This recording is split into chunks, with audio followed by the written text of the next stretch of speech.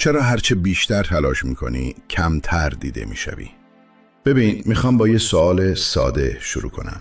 تا حالا شده برای به دست آوردن احترام، تایید یا توجه یه نفر تمام تلاشت رو بکنی اما آخر کار احساس کنی انگار اصلاً دیده نشدی؟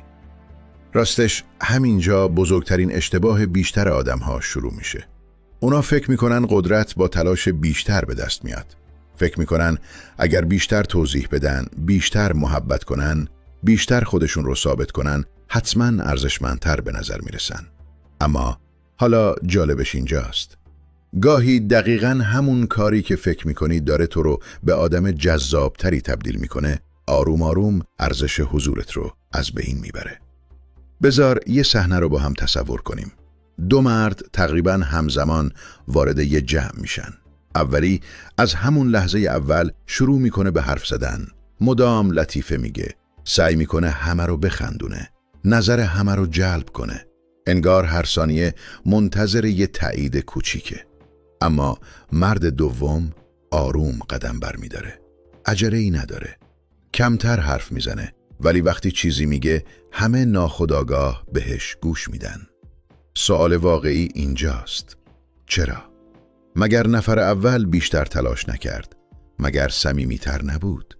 مگر انرژی بیشتری نگذاشت؟ پس چرا در نهایت این مرد دومه که تا آخر شب توی ذهن آدم‌ها میمونه؟ ببین، جواب این سوال فقط درباره روابط نیست. این یکی از قانون‌های عجیب روان انسانه. قانونی که خیلی‌ها هیچ وقت متوجهش نمیشن. توی این ویدیو فکر برتر قرار نیست یاد بگیری چطور کسی رو بازی بدی یا کنترل کنی. قراره یاد بگیری چطور شخصیتی بسازی که بدون التماس، بدون نمایش و بدون دنبال تایید دویدن، احترام و جذابیت واقعی پیدا کنه. و باور کن، اولین اصل همون چیزیه که تقریباً همه برعکسش رو انجام میدن. قانون اول، ارزش واقعی از تایید دیگران متولد نمی شود. ببین، یه نکته جالب وجود داره که خیلی ها تا آخر عمرشون متوجهش نمیشن. ذهن انسان به طور طبیعی چیزهایی رو بیشتر ارزشمند میبینه که برای به دست آوردنشون نیاز به تلاش، صبر و احترام وجود داشته باشه. اما وقتی خودت بدون اینکه کسی چیزی ازت بخواد مدام ارزش خودت رو تقدیم میکنی، کم کم اتفاق عجیبی میفته. دیگه حضورت خاص به نظر نمیرسه. اجازه بدی یه مثال بزنم. فرض کن دو نفر توی یه محیط کاری تقریباً به یک اندازه مهارت دارن. نفر اول برای هر کار کوچیکی شروع میکنه به توضیح دادن. دیدی چی کار کردم؟ نظرت چیه؟ خوب بود؟ اشتباه نکرده باشم؟ انگار بعد از هر جمله منتظر مهر تایید بقیه می ایسته. اما نفر دوم کارش رو با دقت انجام میده. لازم باشه حرف میزنه، لازم نباشه سکوت میکنه. نه برای خودش تبلیغ میکنه، نه دنبال تشویق میگرده. جالبه بدونی بعد از مدتی بیشتر آدمها ناخودآگاه نظر همین نفر دوم رو جدی تر میگیرن. چرا؟ چون اعتماد به نفس داد نمیزنه. خودش رو اثبات نمیکنه. فقط حضور داره. راستش یکی از بزرگترین دامهایی که خیلی از مردها توش میفتن اینه که فکر میکنن اگر بتونن همه رو راضی نگه دارن حتما دوست داشتنی تر میشن. اما واقعیت دقیقاً برعکسه. کسی که همیشه میخواد همه ازش راضی باشن کم کم خودش رو فراموش میکنه. مرزهاش کمرنگ میشن. تصمیمهاش وابسته به نظر بقیه میشن و بدون اینکه بفهمه فرمان زندگیش رو میده دست آدمهای دیگه. ببین، داشتن مرز به معنی سرد بودن یا بی احترامی کردن نیست. یعنی بدونی کی باید نبگی، بدون اینکه احساس گناه کنی. یعنی لازم نباشه برای هر تصمیم 10 دلیل بیاری.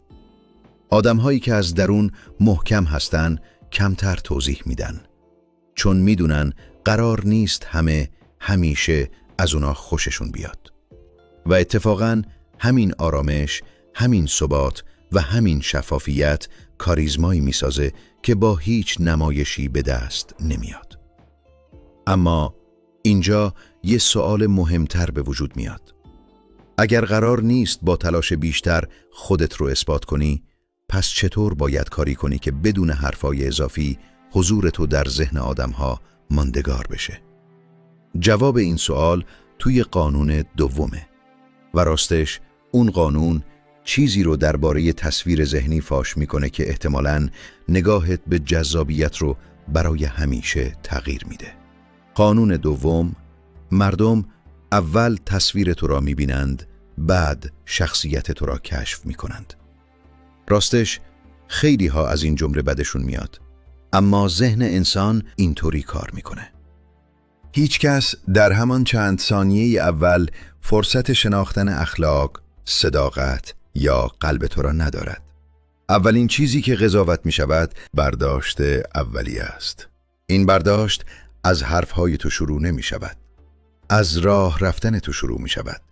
از حالت ایستادن تو، از آرامش چهره‌ات، از تون صدایت، از اینکه وقتی همه عجله دارند تو چقدر بر خودت مسلطی.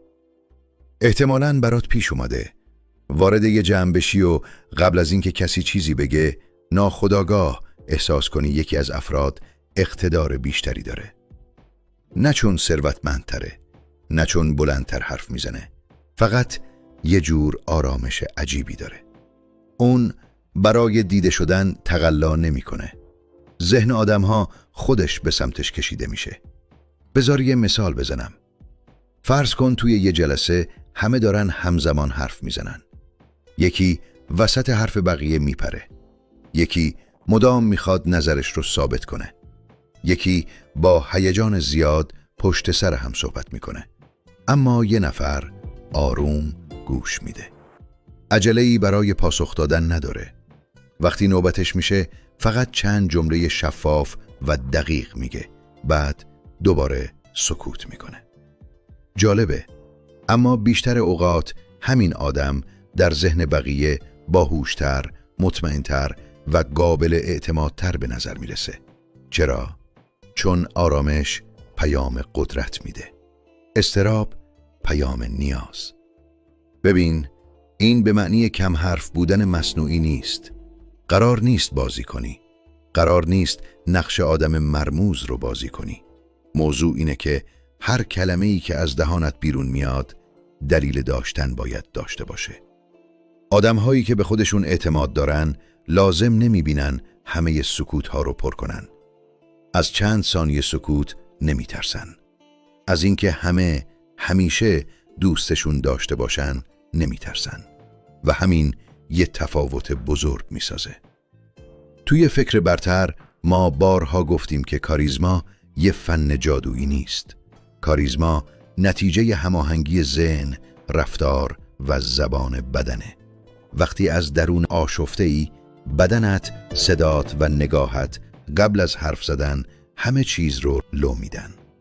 اما وقتی یاد بگیری آرامش خودت رو حتی توی فشار حفظ کنی بدون اینکه متوجه بشی، برداشت ذهنی آدم ها از تو کاملا عوض میشه. اما یه چیز مهمتر هم وجود داره. فرض کن اعتماد به نفس ساختی، حضور قدرتمندی هم داشتی. اگر نتونی احساسات خودت رو کنترل کنی، همه اینها در چند ثانیه فرو میریزه. و دقیقاً به همین دلیل قانون سوم شاید مهمترین بخش این ویدیو باشه. قانون سوم: کسی که احساسات خودش رو کنترل نمی کند ناخواسته فرمان زندگیش را به دیگران می دهد. ببین، اجازه بده یه سوال صادقانه ازت بپرسم. آخرین باری که از دست کسی عصبانی شدی، واقعاً تو داشتی شرایط رو کنترل می کردی؟ یا اون شخص احساسات تو رو؟ چند ثانیه بهش فکر کن. چون اینجا دقیقاً همون نقطه‌ایه که بیشتر آدم‌ها بدون اینکه بفهمن بازی رو میبازن. خیلی ها قدرت رو با واکنش شدید اشتباه میگیرن.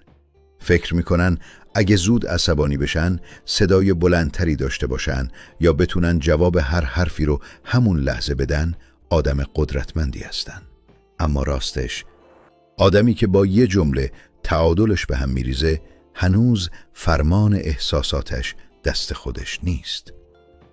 بذار یه صحنه رو تصور کنیم. 2 نفر توی یه جلسه دارن با هم بحث میکنن. یکی با هر انتقاد صورتش سرخ میشه. حرف طرف مقابل رو قطع میکنه. سریع شروع میکنه به دفاع کردن از خودش. انگار هر کلمه یه حمله شخصی به اونه. اما نفر دوم همه ی حرفها رو میشنوه، چند ثانیه مکث میکنه، یه نفس آروم میکشه، بعد فقط همون بخشی رو جواب میده که ارزش جواب دادن داره. بدون داد، بدون طعنه، بدون اینکه بخواد برنده بحث بشه.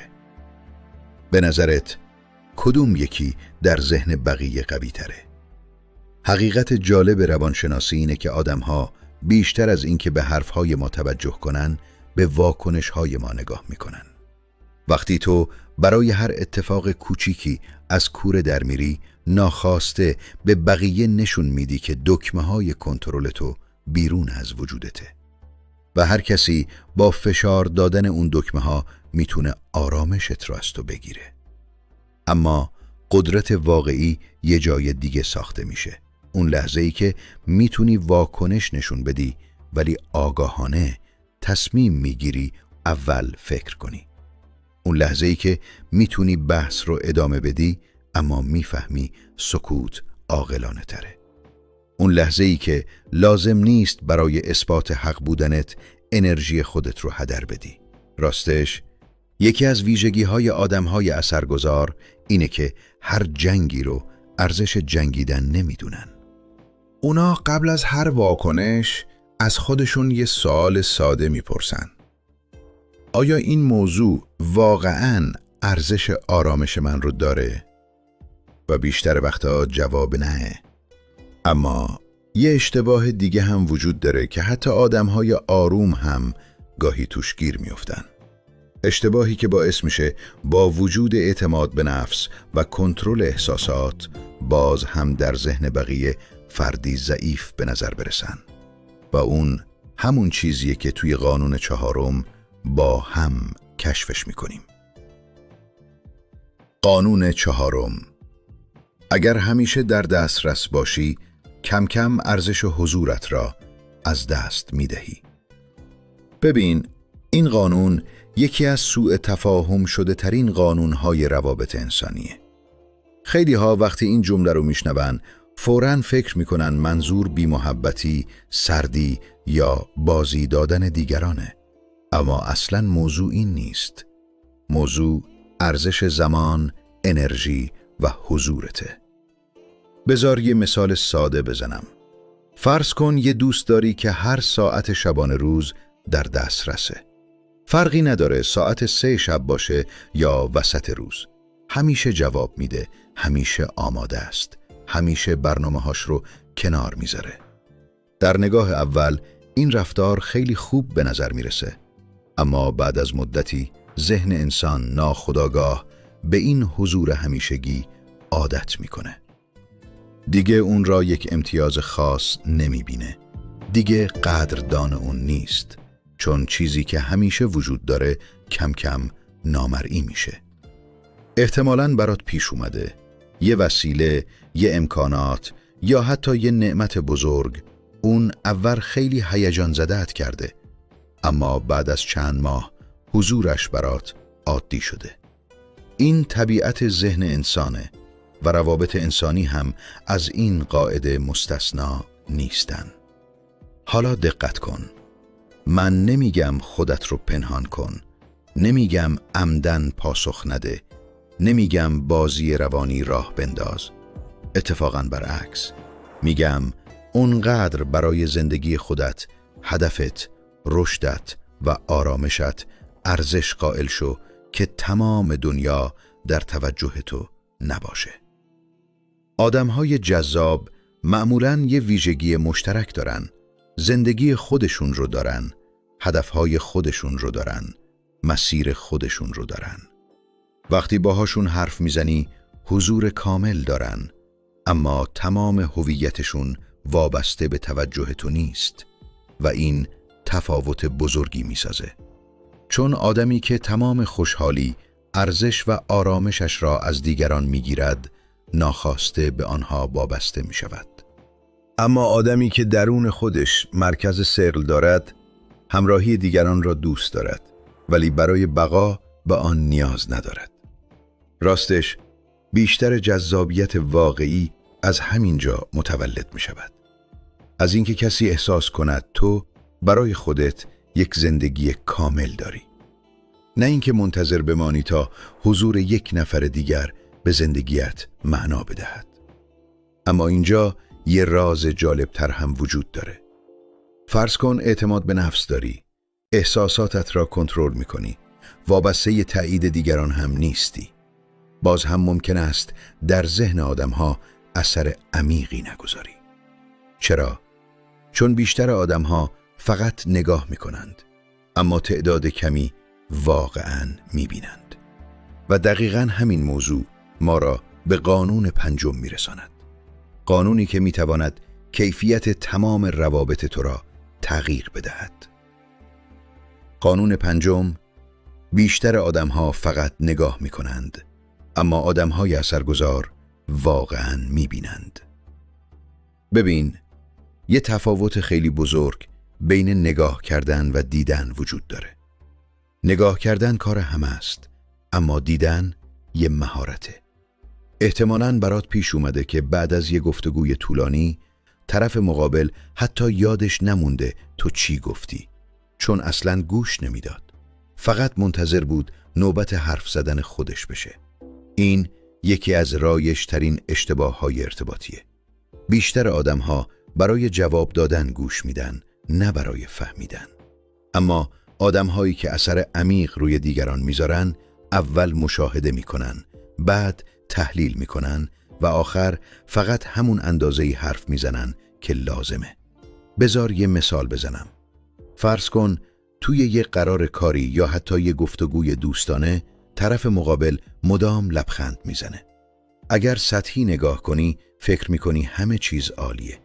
اما اگر دقیق تر ببینی، شاید متوجه بشی هر بار که موضوع خاصی مطرح میشه، دستهاش به هم قفل میشن. تون صداش آروم تر میشه. نگاهش چند لحظه فرار میکنه.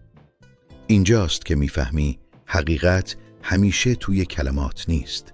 رفتارها بلندتر از حرفها فریاد میزنن. راستش، یکی از ویژگی‌های آدم‌های کاریزماتیک همینه. اونا کمتر قضاوت میکنن، بیشتر مشاهده میکنن. قبل از اینکه نظر بدن، اطلاعات جمع میکنن. قبل از اینکه واکنش نشون بدن، الگوها رو میبینن. این فقط توی روابط عاطفی نیست. توی دوستی، توی کار، توی مذاکره و حتی توی زندگی روزمره یه برتری بزرگ بهت میده. حالا جالبش اینجاست. وقتی آدم‌ها احساس کنن واقعاً دیده میشن، نه فقط شنیده، ناخودآگاه اعتماد بیشتری به تو پیدا میکنن. چون بیشتر ما در تمام زندگی دنبال کسی هستیم که واقعاً ما رو بفهمه، نه کسی که فقط منتظر نوبت حرف زدن خودشه. اما یه نکته خیلی مهم: دیدن با قضاوت کردن فرق داره. قرار نیست برای هر رفتار یه برچسب بچسبونی. قرار نیست فکر کنی همه رو کامل میشناسی. قرار فقط با دقت‌تر، آگاهانه‌تر و عمیق‌تر به آدم‌ها نگاه کنی. این هم باعث میشه کمتر فریب بخوری، هم ارتباط‌های عمیق‌تر بسازی و هم تصمیم‌های بهتری بگیری. اما هنوز آخرین قطعه این پازل سر جاش قرار نگرفته. چون حتی اگر همه این قانون‌ها رو بدونی، تا وقتی روی خودت سرمایه گذاری نکنی، قدرت واقعی دوام نمیاره. و دقیقاً به همین خاطر قانون ششم مهمترین سرمایه گذاری زندگی هر انسانه. قانون ششم: جذابترین آدم دنیا کسی است که هر روز از نسخه دیروز خودش بهتر می شود. ببین، یه اشتباه بزرگ وجود داره که خیلی‌ها سالها درگیرش میمونن. اونا تمام انرژیشون رو صرف این میکنن که بقیه دوستشون داشته باشن. اما کمتر از خودشون میپرسن آیا من واقعاً از آدمی که دارم بهش تبدیل میشم راضی هستم؟ راستش همین سوال میتونه مسیر زندگی یه نفر رو عوض کنه. چون وقتی تمام تمرکزت روی نظر بقیه باشه، هر روز یه نقاب جدی جدید به صورتت میزنی. اما وقتی تمرکزت روی رشد خودت باشه، کم کم دیگه نیازی به نقاب نداری. بذار یه مثال بزنم. 2 مرد رو تصور کن. اولی هر روز ساعتها وقت میذاره تا به فهم دیگران درباره اون چی فکر میکنن. مدام شبکه‌های اجتماعی رو چک میکنه. منتظر پیام، تأیید، تعریف و توجه بقیه میمونه. اما نفر دوم همون زمان داره یه مهارت جدید یاد میگیره. ورزش میکنه، کتاب میخونه، روی سلامت جسم و ذهنش کار میکنه. برای آیندهش برنامه داره. شاید در کوتاه مدت تفاوت بزرگی بینشون نباشه، اما چند سال بعد فاصله بین این 2 نفر از زمین تا آسمونه. چون آدم اول تمام سرمایش رو روی چیزی گذاشته که کنترلش دست خودش نیست. اما آدم دوم روی تنها چیزی سرمایه گذاری کرده که هیچ کس نمیتونه ازش بگیره. یعنی خودش. توی فکر برتر اگر قرار باشه فقط یه جمله رو همیشه یادت بمونه، دوست دارم این باشه: وقتی زندگی خودت اونقدر جذاب بشه که هر روز با اشتیاق دنبالش کنی، دیگه لازم نیست برای جذاب به نظر رسیدن نمایش بازی کنی. این اون جذابیت آرومیه که از بیرون ساخته نمیشه، از درون رشد میکنه. از انضباط، از پشتکار، از قولهایی که به خودت میدی و واقعاً بهشون عمل میکنی. و جالبه بدونی اعتماد به نفس واقعی با جمله‌های انگیزشی به وجود نمیاد. با تکرار موفقیت‌های کوچیک به وجود میاد. هر بار که به قولت عمل میکنی، هر بار که کاری رو با وجود سختی تا آخر ادامه میدی، هر بار که خودت رو بهتر از دیروز میسازی، ذهنت آروم آروم باور میکنه که میتونه به خودش اعتماد کنه. و این با ارزشترین دارایی انسانه. حالا اگر تمام این 6 قانون رو کنار هم بذاری، یه تصویر کاملا متفاوت از قدرت، جذابیت و احترام جلوی چشمت شکل میگیره. اما هنوز یه قانون آخر باقی مونده. قانونی که در واقع نخ نامرئی تمام بخش‌های این ویدیوه. قانونی که اگر فقط همین یکی رو درک کنی، احتمالاً نگاهت به خودت و به تمام روابطت برای همیشه تغییر خواهد کرد. قانون 7: بزرگترین قدرت این است که نیازی به اثبات خودت نداشته باشی. ببین، بخوام این ویدیو رو با یه حقیقت ساده اما تغییر دهنده تموم کنم. بیشتر آدم‌ها تمام عمرشون در حال دویدن هستن. یکی دنبال تایید، یکی دنبال تحسینه، یکی دنبال اینه که به بقیه ثابت کنه از اون چیزی که فکر میکنن باهوشتر، ثروتمندتر یا ارزشمندتره. اما یه جایی باید از خودت بپرسی: اگر هیچ کس من رو تشویق نکنه، باز هم همین مسیر رو ادامه میدم؟ اگر جوابت آره باشه، بدون که داری به اون قدرت درونی نزدیک میشی که خیلی ها هیچ وقت تجربهش نمی کنن. چون ارزش واقعی از نگاه دیگران متولد نمیشه، از قولهایی متولد میشه که به خودت میدی و پای بندشون میمونی. از روزهایی که هیچ کس تشویقت نکرد اما تو باز هم دست از تلاش نکشیدی. از شبهایی که خسته بودی اما برای رؤیات یک قدم دیگه برداشتی. از لحظه هایی که میتونستی بهانه بیاری ولی مسئولیت زندگیت رو پذیرفتی. راستش کاریزماتیک ترین آدم هایی که میشناسی احتمالاً بی‌نقص ترین آدم های دنیا نیستن. اونا فقط با خودشون در جنگ نیستن. لازم نمیبینن همه رو قانع کنن. لازم نمیبینن برای هر انتخاب توضیح بدن و لازم نمیبینن ارزش خودشون رو از تشویق بقیه قرض بگیرن. این اون آرامشیه که از درون میاد و باور کن هیچ چیز به اندازه آرامش یه آدم با اعتماد به نفس جذاب نیست. اگر قرار باشه فقط یه پیام این ویدیو رو با خودت ببری، دوست دارم این باشه. برای اینکه در ذهن آدم‌ها ماندگار بشی، اول باید در چشم خودت به آدمی تبدیل بشی که بهش افتخار میکنی. اون روز دیگه احترام، جذابیت و اعتماد چیزی نیست که دنبالش بدوی. نتیجه طبیعی شخصیتیه که ساختی. و این دقیقاً همون فلسفه‌ایه که توی فکر برتر همیشه دنبالش هستیم. اینکه قبل از تغییر دنیا خودمون رو بازسازی کنیم. چون آدمی که روی خودش کار میکنه کم کم بدون اینکه متوجه بشه روی دنیای اطرافش هم اثر میذاره. اگر تا اینجای ویدیو همراه من بودی، یعنی تو هم مثل من باور داری که قدرت واقعی از درون شروع میشه، نه از نمایش. پس حتما ویدیو رو لایک کن، کانال فکر برتر رو سابسکرایب کن و زنگوله رو هم فعال کن، چون توی ویدیوهای بعدی عمیق‌ترین مباحث روانشناسی، فلسفه، کاریزما و رشد شخصی رو با هم کشف خواهیم کرد. فقط یک کلمه توی بخش کامنت ها بنویس آرامش تا بدونم تو هم تصمیم گرفتی قدرت واقعی رو از درون خودت بسازی.